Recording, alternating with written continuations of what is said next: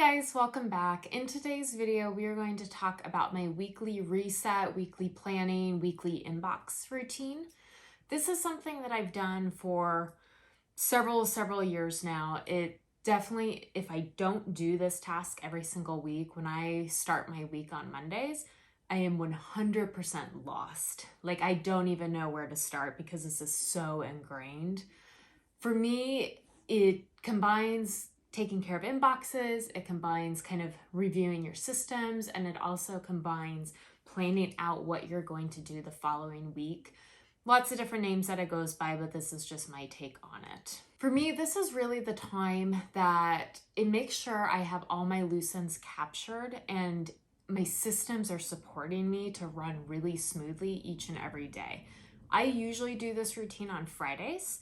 So Friday afternoon is kind of, my whole afternoon is administrative type tasks, and most of this fits into that window. The nice thing when you do this each week is that you intentionally set out what you want to do the following week. And when you do that, you know what you need to get done to keep your priorities on track as you're balancing everything that's coming in via email, via fires, things like that. So what my process is I have a checklist or an SOP that I keep inside of Notion that has all the steps listed out. I am honestly, every single week, every single month, I am tweaking what I do as part of this. I'm finding things that do add value. I'm taking away things that don't. Sometimes when I do my reset routine, it's every single step full blown. And sometimes when I do it, it's, a very condensed version that I can get done in 30 minutes. So the first two steps that I do, I can't really show you them because they are specific to work, but my Outlook email inbox is the biggest inbox that I have in terms of getting through it. There's the most in there that I get behind on. So I usually start my routine around like noon, 1 o'clock on a Friday, and the first hour is really just getting through my email.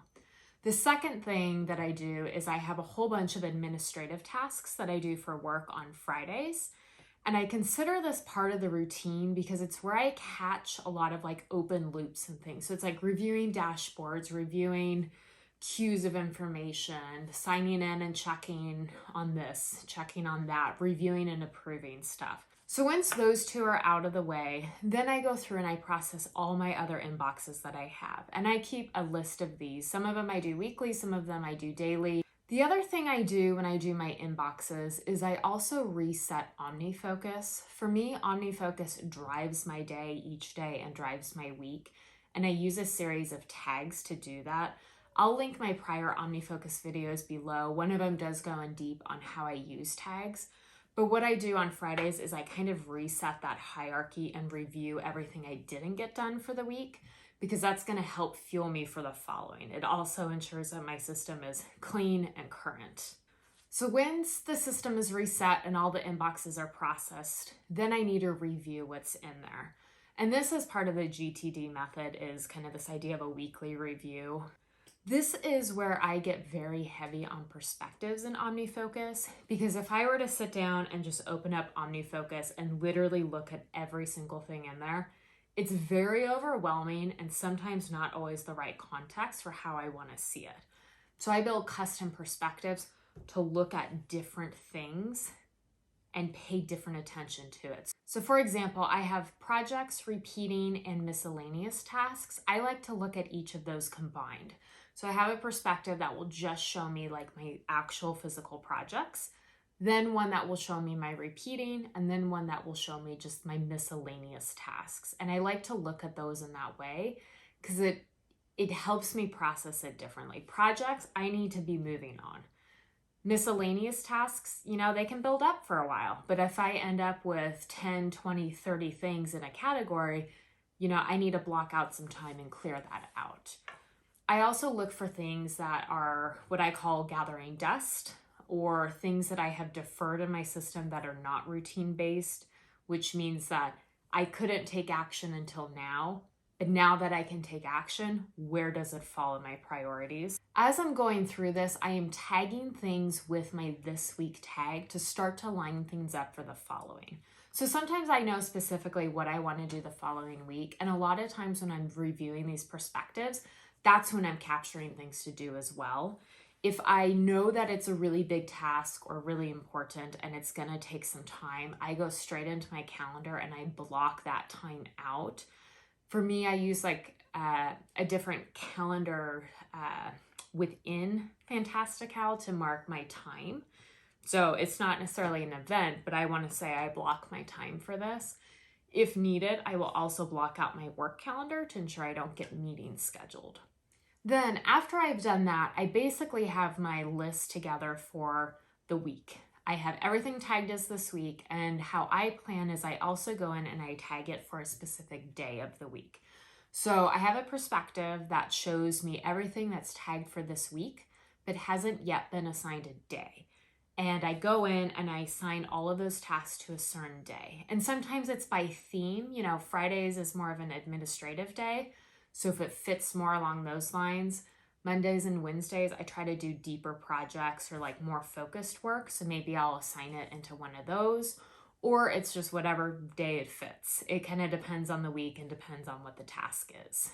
But I clear that perspective so everything is assigned. At this point, the weekly review and reset is done. You know, if you take away the work email and the work admin stuff, I can usually get through that in about an hour. Sometimes I focus more on one area though. You know, maybe I really work on my projects on one day and it's defining next steps, it's setting up new projects, it's planning them out. Maybe sometimes I'm really focused on routines and kind of resetting some deferred schedule. That's the benefit of doing this weekly is you can not do everything super in depth every single time you do it, but you can still pick and choose as necessary. You're still on top of it weekly. There are 3 other things that typically get tacked on to the end of this because they just kind of fit what my Fridays are about. The first one is reviewing my budget inside of YNAB. So it's making sure all the transactions are up to date, our budget is balanced, any errands or things that we want to buy in the coming week we're covered for. The other one is any ideas I have to change up my tools or my systems. I kind of keep a running list of these. I like to play with that on Fridays, so I'll add things here or there. And then the other one is I really like digital planning. So digital planning is kind of like a creative outlet for me. I don't actually use that to plan and store stuff in. And so once I have what I want to do each day of the week, usually this is like a Saturday fun task for me. I'll go in and I'll actually plan with like stickers in my digital planner based upon that. And sometimes more tasks come out of it because it's like, oh, I want to use this sticker. What could I use it for? And it's like, oh, that's actually a task. Or sometimes when I'm trying to map out the day, I can't fit everything I want to do in, which is a pretty good indication that I've overbooked myself. But the point being, if I don't do that, I'm still planned for the week. This is purely just a hobby fun thing that usually kind of goes along with like a weekly reset and a weekly plan. If you don't have this routine, I highly suggest it. It's the number one thing that keeps me on track and keeps me current. It keeps you trusting your systems and knowing what you should be working on. Start with just a simple list to reference to do this, and then figure out a good consistent time and evolve as it goes. This is my number one routine that is constantly evolving and changing because life is constantly changing as well. So thanks so much for watching, and we'll see you in the next one.